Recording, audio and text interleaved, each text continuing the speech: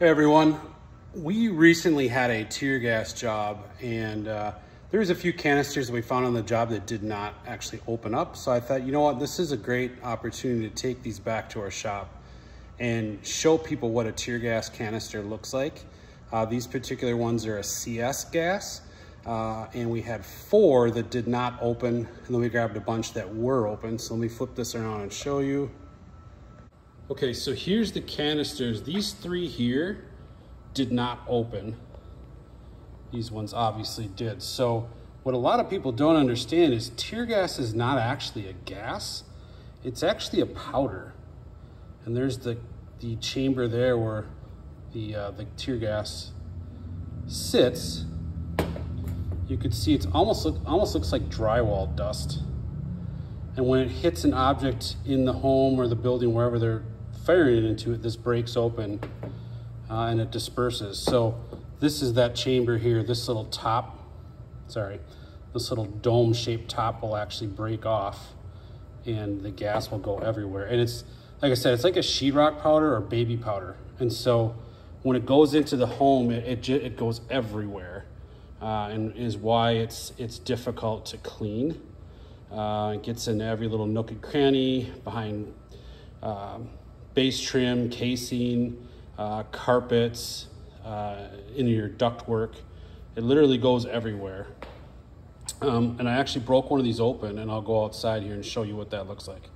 So this particular canister, the backside had already broken off when they tried firing it, but the chamber where the dust is was intact. So I brought this outside and hit it with a hammer. And I'll take one for the team, guys, but you can see it's very, very fine, dusty.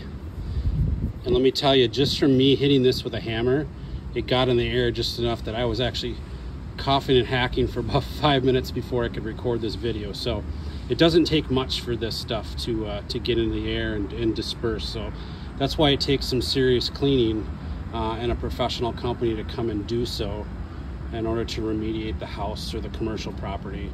And it's a lot of work, creates a lot of cleaning, oftentimes a lot of demo.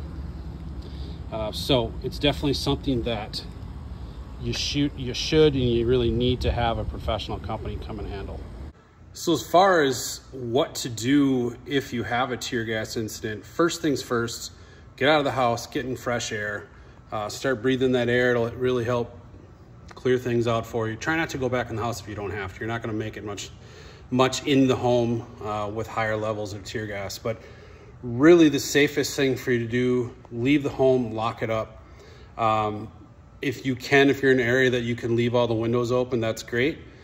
Some of these tear gases will actually they'll dissipate with fresh air, but some of them you can actually turn on the heat and it'll start to dissipate them. However, let the professionals figure that out, because one of the gases, if you apply heat to it, actually can make it worse. So first things first, get out of the house. If you can, before you leave, open everything up and start that airing out process, and contact a professional company to come out and take a look at it.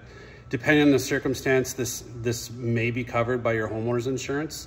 But I would say the first things first, contact your local professional crime scene biohazard cleaning company. Let them come out, take a look at it.